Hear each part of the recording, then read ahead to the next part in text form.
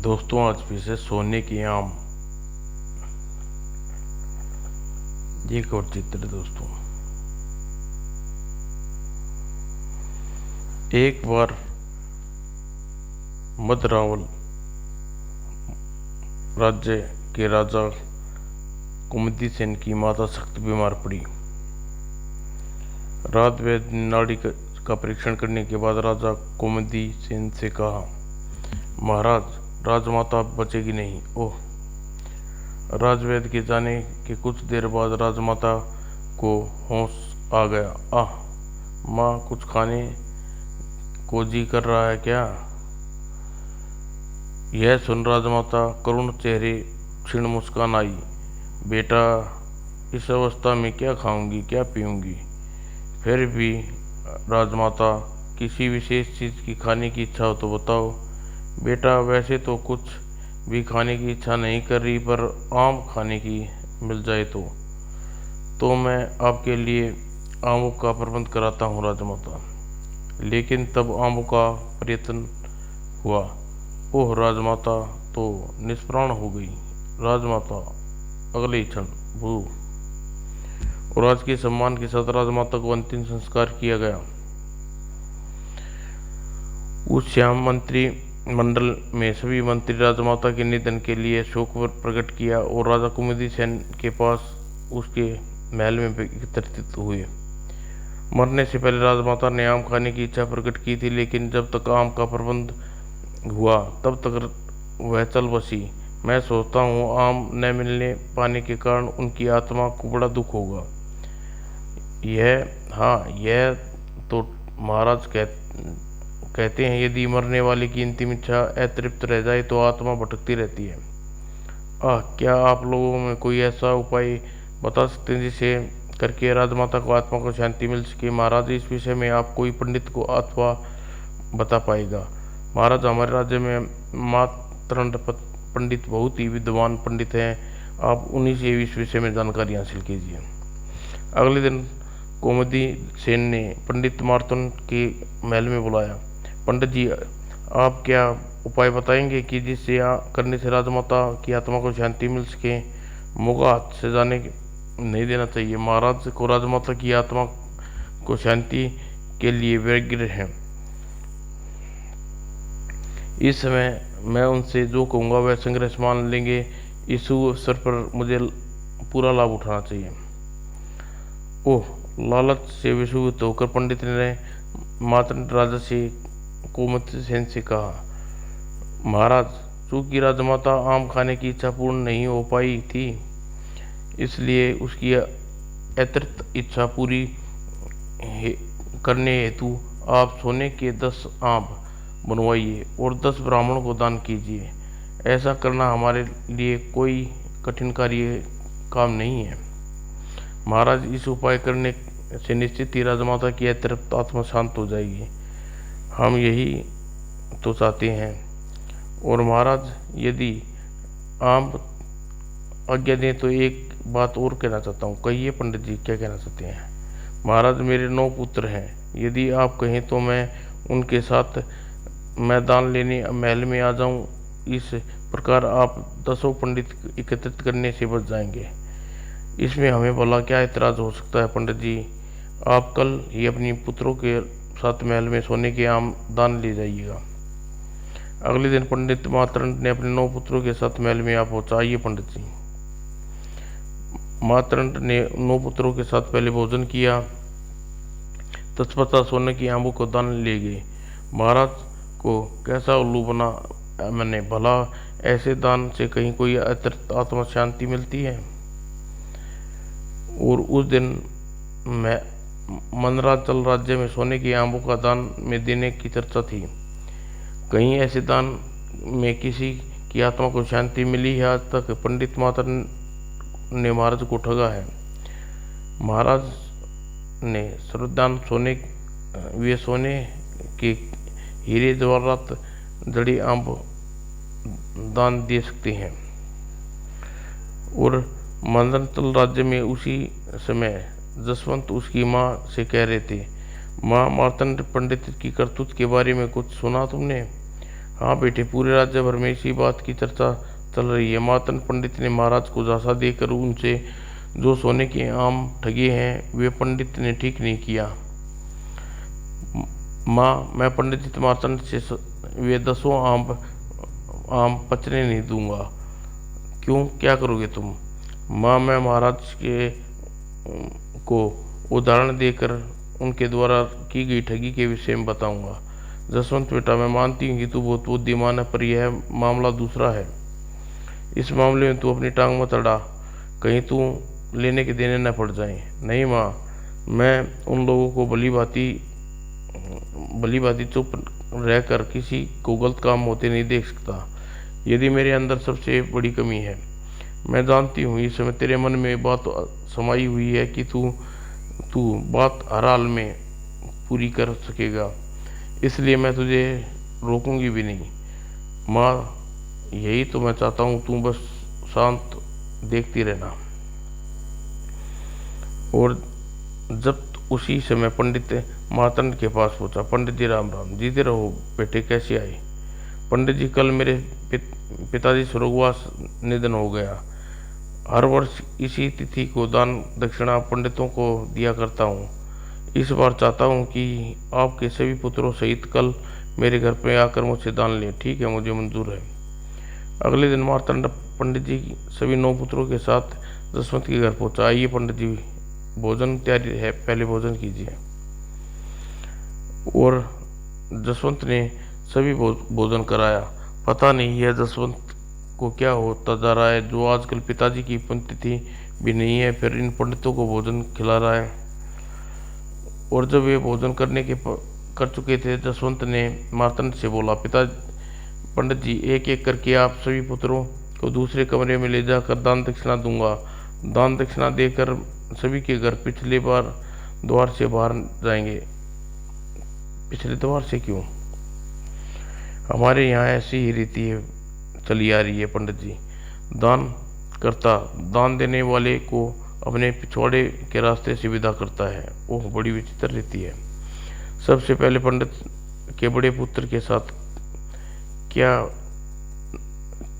पता नहीं क्या दान दक्षिणा देगा। और जब जसवंत माधव को लेकर घर के पिछवाड़े वाले कमरे में पहुंचा, इस कमरे में यह जलती हुई अंगीठी क्यों रखी है? यह धधकती अंगीठी लोहे की छड़ क्यों लगाई हुई है? और माधव सोच में डूबा। जसवंत से कहा, पंडित जी, दान देने के लिए अपना दायां हाथ आगे कीजिए। माधव ने तुरंत अपना दायां हाथ किया और उसने पल भर में अंगीठी में गर्म हुई छड़ को बाहर खींची और पंडित जी, यही आपकी दक्षिणा। चुपचाप घर से पिछवाड़े दरबार से निकल जाइए। घर पहुंचने में देर ना कीजिए, वरना यह छड़ तुम्हारा सारा शरीर दाग दूंगा। और माधव सिर से पांव रखकर वहां से भागा। एक एक करके माधव ने पंडित के सभी पुत्रों को दूसरे कमरे में ले जाता और फिर, जाओ अपनी दक्षिणा लेकर अपने घर चुपचाप पिछले द्वार से भाग जाओ। और अंत में उसने मातंड पंडित के भी यही दक्षिणा दान दिया। वो क्या अनर्थ किया तूने मूर्ख, हाथ में दाग लगा दिया।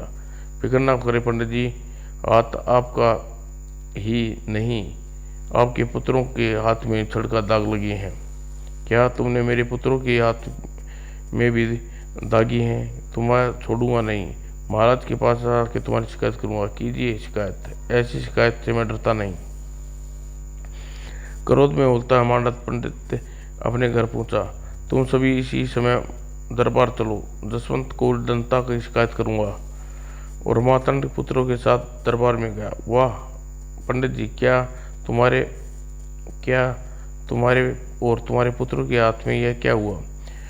न पूछिए महाराज, जसवंत नाम के एक दुष्ट लड़के ने हमारा यह हाल किया। हमें विस्तार से सारी बात बताइए पंडित जी। तब मातंड पंडित ने कारगुजारी के विस्तार पूर्वक महाराज कुमुदी सेन को बताया। ओह, हम जसवंत को अभी दरबार में बुलाते हैं।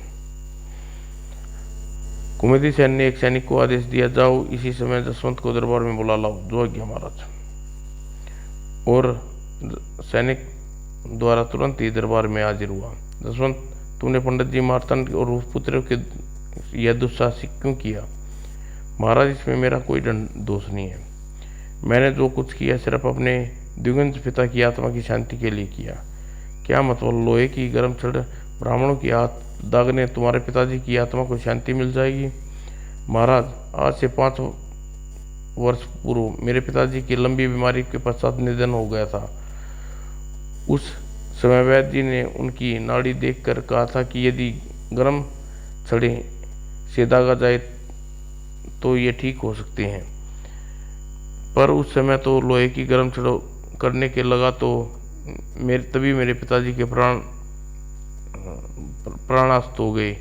और महाराज, आपने अपनी माताजी की अधूरी इच्छा पूरी करने के लिए इन पंडितों को सोने के आम दान दिए थे। उसी तरह मैंने अपने पिताजी का अधूरा फर्ज इलाज पूरा करने के लिए लोहे को गर्म करके इन ब्राह्मणों को दागा है। मेरे विश्वास है कि ऐसा करने से मेरे दिवंगत पिता की आत्मा को अवश्य शांति मिलेगी। और यह बात है महाराज, शास्त्र तो राजा और रंक दोनों के लिए बराबर होता है। यदि ऐसा है तो आप पंडित जी से ही पूछिए। मेरा ऐसा करने से उनकी आत्मा को शांति मिलेगी या नहीं? क्यों पंडित जी, जसवंत ठीक कह रहा है? जी महाराज। तो फिर आप जसवंत की शिकायत लेकर हमारे पास क्यों आए? इसके द्वारा जो आपको पुत्र को दान दिया है उसे संघर्ष स्वीकार करते। जी महाराज, इसमें जसवंत की इच्छा सबक सिखाया मुझे, पर मैं अपने जाल में इसे बुरी तरह फंस गया हूँ। अब कुछ नहीं कर सकता हूँ। वो तत्पश्चात मार्कंड ने अपने पुत्रों के साथ चुपचाप दरबार से चले गए। जसवंत, वास्तव में वैद्य जी ने 5 वर्ष पूर्व तुम्हारे पिता ने मरते हुए लोहे की थल दागने को उपचार बताया था, नहीं महाराज?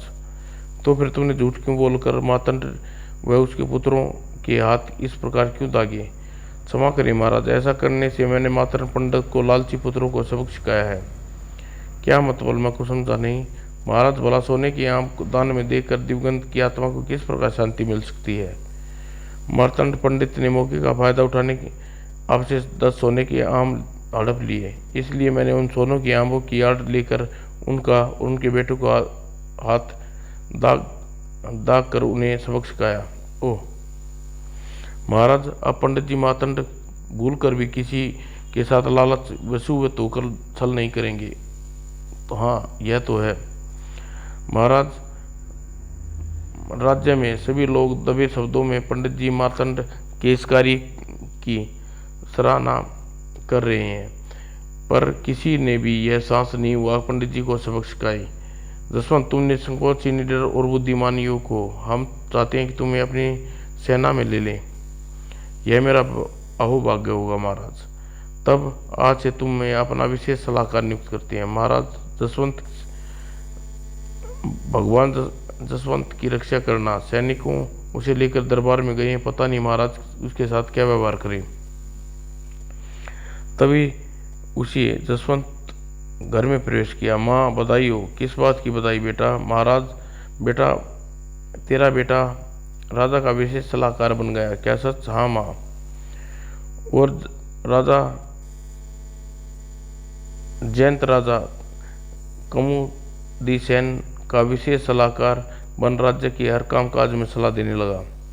कमुदिसेन की परीक्षा से विशेष प्रभावित था। वो एक दिन महारानी मालविका जसवंत की कुशाण बुद्धि का युग है।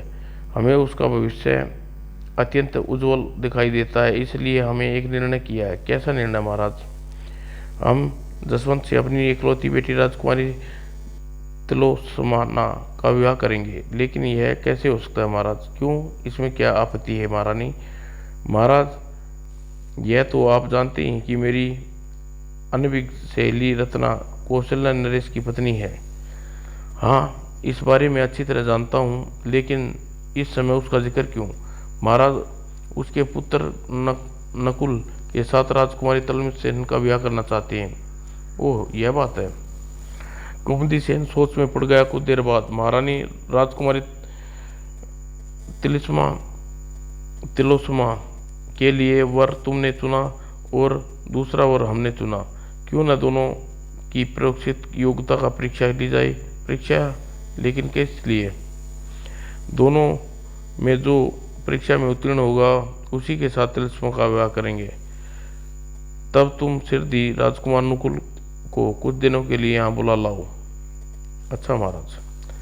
उसी दिन महारानी मालविका ने एक पत्र कौशल से देश की रानी रत्ना के नाम एक दूत मंदराचल राज्य की कौशल देश के लिए रवाना हो गया।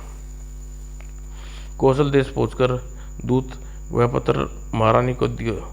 प्रिय रत्ना, मधुर स्मृति, मैं चाहती हूँ कि कुछ महीनों के लिए तुम्हारा पुत्र राजकुमार नकुल मंदराचल आकर मेरे पास रहे। तुम्हारी सखी महारानी मालविका, मंदराचल राज्य। दूत के साथ राजकुमारी नकुल दूसरे दिन मंदराचल के लिए रवाना हो गया और मंदराचल पूछा, आओ राजकुमार नकुल। प्रणाम मौसीमा। जब कुमुदी सेन ने जसवंत और नकुल को अपने पास बुलाया, मेरे ये दो पत्र लेकर तुम दोनों इसी समय प्रीतनगर के लिए रवाना हो जाओ। वहां पहुंचते ही तुम्हें अपने पत्र वहां के राजा प्रीतसेन को देने हैं। जी महाराज। दोनों उसी समय प्रीतनगर के लिए रवाना हो गए। प्रीतनगर पहुंचने पर, महाराज, मैं मंदराचल राज्य से आया हूँ। मेरा नाम जसवंत है और आपके नाम महाराज का एक पत्र लेकर आया हूँ। जब नकुल आगे बढ़ा, महाराज, मैं आपके नाम मंदराचल के राजा नकुल सेन का पत्र लाया हूँ। और प्रीतसेन ने जसवंत का दिया पत्र। राजा प्रीतवर्मन, पत्रवाहक को तुरंत वध कर दिया जाए। राजा मुकुंदसेन, मुकुंदाचल राज्य। और प्रीतवर्मन का नकुल का दिया पत्र पढ़ा। ओह, इस पत्र में भी यही लिखा है, प्रेतवाहक को वध कर दिया जाए। क्या चक्कर है? ये दोनों देखने में सभ्य और भोले लगते हैं। क्यों न कुमुदी सेन ऐसा विचित्र पत्र देकर इन्हें वो यहाँ वध कर लिए भेजा है। प्रीतवर्धन उलझन में पड़ गया। उसकी उलझन देखकर प्रधानमंत्री नीरज सेन उसके कहा, महाराज, मेरी राय, इनको जल्दी ही दोनों को वध करना उचित न होगा। तो फिर क्या करें? दोनों को एक सप्ताह के लिए कारागार में बंद करके इनसे यह भी कह दिया जाएगा, यदि यह एक सप्ताह के भीतर अपने अपराध और सही सी न बताया पाए तो इन्हें सूली पर टांग दिया जाएगा। इस प्रकार घबरा कर ये दोनों सारा भेद खोल देंगे। यह सब ठीक रहेगा। और प्रीतवर्धन ने जसवंत का अनुसरण का, देखो, मंदराचल के राजा कुमुदी सेन ने तुम्हें दोनों को मार डालने के लिए पत्र में लिखा है। निश्चित ही तुम दोनों ने ऐसा कोई गंभीर अपराध किया है जिसके कारण राजा कुमुदी सेन चाहते हैं कि तुम्हें तुरंत अपने देश में मौत के नसीब हो जाए। इसलिए तुम्हें यहाँ मरने के लिए भेजा है। यदि तुम लोग एक हफ्ते के अंदर अंदर हमें सच न बता दोगे तो इस मामले में सहानुभूति विचार करके तुम्हें निर्णय लूंगा। और उधर नकुल कारागार में बंद कर दिया गया। यह मैं कैसी मुसीबत में फंसा हूँ। न तो मैं महाराज कला देश मंदराचल आया होता, न ही यह झंझट में फंसता। पता नहीं यहाँ की जीवित लौट पाऊंगा या नहीं। दूसरी ओर जसवंत सोचा, लगता है महाराज कुमुदी सेन ने हम दोनों को यहाँ किसी विशेष प्रयोजन से भेजा है। लेकिन वह प्रयोजन आखिर क्या हो सकता है? प्रयोजन चाहे कुछ भी हो, पहले मुझे अपने बचाव के लिए उपाय सोचना चाहिए। दूसरे चरण, अरे राजकुमार नावल इस प्रकार क्यों रोने लगे? और नकुल के पास गया। नकुल जी, जिस प्रकार क्यों रो रहे हो? रोऊं तो क्या करूं? जसवंत ने यहाँ जान के लाले पड़ी हैं और तुम कह रहे हो कि रोऊं नहीं, तो रोने से काम बन जाएगा? मेरी तो अकल पर पत्थर पड़ गया है जसवंत। कोई उपाय सूझता ही नहीं। बताओ। उपाय तो सूझ गया। मुझे बचाओ का उपाय। मैं तुम्हें भी मेरे साथ देना होगा। देखो नकुल जी, 7 दिन के बाद राजा प्रत्यवर्मन के आदमियों में सूली पर चढ़ाने चले तो उस समय तुम हठ कर करना कि पहले सूली पर चढ़ाए जाए। जल्दी बताओ मुझे क्या करना होगा। और दूसरी ओर मैं कहूँगा कि पहले मुझे सूली पर चढ़ाया जाए। बस उस समय यही रट लगाए रहना, बाकी मैं संभाल लूँगा। ठीक है, ऐसा ही करूँगा। कहीं ऐसा तो न हो वास्तव में पहले मैं ही सूली पर चढ़ा दिया जाऊँ। नकुल जी, घबराना नहीं, भगवान की कृपा से हम दोनों सकुशल मदरातल वापस लौटेंगे। और दोनों 7 दिन बाद कोठरी में एक साथ बिताए। 8वें दिन जब दोनों राजा प्रीतवर्धन के सामने लाया गया। महाराज, मेरी एक विनती है, सूली पर पहले मुझे चढ़ाया जाए। नहीं महाराज, सूली पर पहले मुझे चढ़ाया जाए। नहीं, पहले सूली पर मुझे चढ़ाया जाए।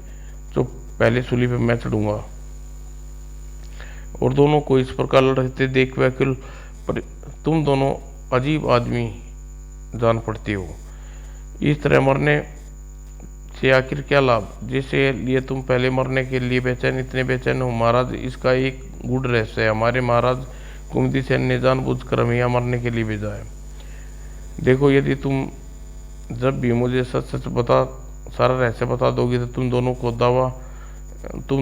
पर दया कर सकता हूँ। महाराज, लगता है सच बताए जाने पर आप नहीं मानने वाले। तो सुनो, लेकिन एक अनुरोध है कि सच जानने के बाद आप हमें दोनों का वध अवश्य ही करवा दीजिएगा। इसी में आपका कल्याण है। यह तुम पहलिया बुझा रहे हो, कुछ कहना है साफ साफ को। तो सुनिए महाराज, मरते से पहले बिल्कुल झूठ नहीं बोलूँगा, इसलिए आपको कुछ सत्य बताता हूँ। ध्यान से सुनिएगा। हमारे महाराज बहुत दिनों से आपके राज्य पर आंख लगाए हुए हैं। महाराज, यह सच है कि आपकी विशाल सेना के साथ युद्ध करने से डरते हैं। मदरांचल में एक प्रसिद्ध तांत्रिक तरल ने जहाँ उन्हें हाल में ही बताया था कि यदि उन्होंने अपने 2 विश्वास पात्र आदमियों को प्रीतनगर भेजकर आपके हाथों उनका वध करा दिया तो ऐसा करने से युद्ध में आपकी हार होगी और इस राज्य में हमारे राज्य की विजय पताका फहराएगी। ओह बस महाराज, इसी उद्देश्य से हमारे महाराज ने हमें जैसे आप 2 स्वामी भक्त आदमियों को यहाँ भेजा है ताकि हमारा वध करके आप के लिए विजय के द्वार खोले। मैं तुम्हारे राजा को सारा षड्यंत्र समझ गया हूँ, पर अब प्रतिफूल नहीं होने दूंगा। महाराज, ऐसा न कीजिए। स्थिरता से हम दोनों को एक साथ सूली पर चढ़ा दीजिए। नहीं, ऐसा नहीं होगा। तुम दोनों निरपराध व्यक्तियों की हत्या का पाप अपने सिर पर कदापि नहीं लूंगा। राजा कुमुदिसेन के आदेश मानने को मैं बाध्य नहीं हूँ। राजा कुमुदिसेन से कहने से तुम दोनों की हत्या नहीं करूँगा। महाराज, ऐसा मत कीजिए। अपने देश की बलि देवी पर हमें बलि दे दीजिए। नहीं, मेरे होते हुए ऐसा नहीं होगा। निश्चित ही राजा कुमुदिसेन किसी बुरी नीयत से तुम दोनों को वध मेरे हाथे कराना चाहता है। महाराज, आप चाहेंगे भी तो ऐसा न हो सकेगा। क्या मतलब? महाराज, यदि हम इसी समय अपने देश वापस गए तो तब भी आपका अहित होगा। उस अवस्था में आप 5 दिन के अंदर मृत्यु प्राप्त हो जाएंगे। ओह महाराज, इसमें हमारा कोई दोष नहीं है। तांत्रिक क्रिया का ऐसा जाल बिछाया है। ओह, तब हम ऐसी मुसीबत से आखिर कैसे छुटकारा पाएं? इसका एक उपाय है महाराज। अपने 7 दिनों तक कठोर कारावास में रखा है। इसलिए यदि आप 7 दिन तक हमारा राजकीय संस्कार करेंगे, पश्चात हमें जीवित अवस्था में अपने राज्य में विदा करेंगे, अथवा जहाँ तांत्रिक किया है उसका हित नहीं करेगी। ओह, बड़ा ही सरल उपाय है। और फिर राजा दशवंत और कुलविंद्र को राजकीय अतिथि में ठहरा दिया गया। उनका खूब आदर संस्कार किया गया। और दोनों को विशेष तौर पर नृत्य महफिल की। इस प्रकार आमोद प्रमोद में 7 दिन पलक झपकते ही बीत गए। 8वें दिन, महाराज अब आप तरल जहाँ तक तांत्रिक का किया से मुक्त हो गई। ओ मेरे भगवान, मेरी लाख लाख शुक्र है। महाराज अब हमें विदा दीजिए। हम आजीवन इस बात का खेद रहेगा कि हमने मातृभूत की खामित्र चूल्ही पर न चढ़ा दिया। और जसवंत से जाकर अपने महाराज से कहना, प्रीतनगर का संविधान राजा परिवर्तन सिंह कुमुदिनगर के इशारे पर कभी नहीं नाचेगा। और जसवंत नकुल वहां से चले गए। चलो, इन दोनों देशभक्तों की जान तो छुटी। और जब दोनों प्रीतनगर की सीमा में पहुंचे, जसवंत एक बात बताओ, क्या तांत्रिक तरल जहां किस्सा सत्य है? कौन सा तांत्रिक, कौन सा तरल जहां? क्या मतलब? मतलब यह है कि मदरांचल ने समान कोई तांत्रिक नहीं है। ओह, तो उसने राजा प्रतिभान के विषय में झूठ क्यों बोला? झूठ न बोलता तो हमारी जान कैसे बचती? वो तुम बहुत ही चलते पुर्जे है जसवंत। इतना सच्चा झूठ बोलने का भूता तुम जैसे ही अंदर कैसे अंदर हो ही सकता है? वह सच्चा झूठ नहीं, बिल्कुल नकुल जी, वस्तु बुद्धि का कमाल था। किंतु बुद्धि का प्रयोग कर के ही मैंने तो यह तरल किस्सा गढ़ा, वरना हम दोनों कब के भगवान को प्यारे हो गई होती। हाँ, बात तो सत्य है। तभी, अरे यह दूसरी दिशा में अपना घोड़ा क्यों मोड़ दिया? इस दिशा में मदरातल और थोड़ी ही जाता है। मैं महाराज, मैं मदरातल नहीं जा रहा। क्या मतलब? जहाँ से मौत से मुंह में आदमी फंस जाए, वहाँ कोई मूर्ख ही दोबारा जाना पसंद करेगा। वो यह बात है। महाराज कुमुदी सेन और महारानी वलिमिका से मेरा प्रणाम कहना। और वह कह नकुल अपने घोड़े पर एड़ लगा दी। जब नकुल का घोड़ा उसकी दृष्टि से ओंझल हो गया तो अपनी घोड़ा मदरातल की ओर दौड़ा दिया। सिर दी वह मदरातल पहुंचा। जब महल में कुमुदी सेन व महारानी मालविका के सामने पहुंचा, जसवंत तुम जीवित हो? हाँ महाराज, लेकिन आपने तो मेरे और नकुल को मारने के पूरे प्रयत्न कर दिए थे। नकुल कहाँ है? महारानी जी, वह राह में से ही अपने राज्य में लौट गया। जसवंत, एक बात बताओ, जब हमने पत्र व नकुल को मारने की बात लिखी तो राजा प्रतिवर्मन ने तुम्हें और नकुल को जीवित कैसे छोड़ दिया? महाराज, मैंने अपनी बुद्धि का प्रयोग करके अपना और नकुल का बचाव कर रहा। तब जसवंत ने विस्तार से दोनों को पूरी बात बताई। ओह, तुमने वास्तव में ही संकट की घड़ी में बड़ी बुद्धिमानी का परिचय दिया जसवंत। और अब कहो महारानी जी, राजकुमारी त्रिलोचना के लिए कौन सा योग्य वर है, जसवंत या राजकुमार नकुल? निश्चित ही जसवंत के लिए राजकुमारी त्रिलोचना के लिए योग्य वर रहेगा महाराज। आप दोनों ये क्या कह रही हैं? हाँ जसवंत, तुम्हारी बुद्धि की परीक्षा लेने के लिए मैंने तुम्हें प्रतिनगर भेजा था। तुम्हें उस परीक्षा में पास होकर लौटे हो। तब कुमुदी सेन ने जसवंत को सारी बात बताई। ओह, तो उसे मौत से परवाने हमारे हाथ प्रीतनगर भेजने का आपका यह मतलब था महाराज? और फिर धूमधाम के साथ राजकुमारी तिलोत्तमा का विवाह जसवंत के साथ हो गया।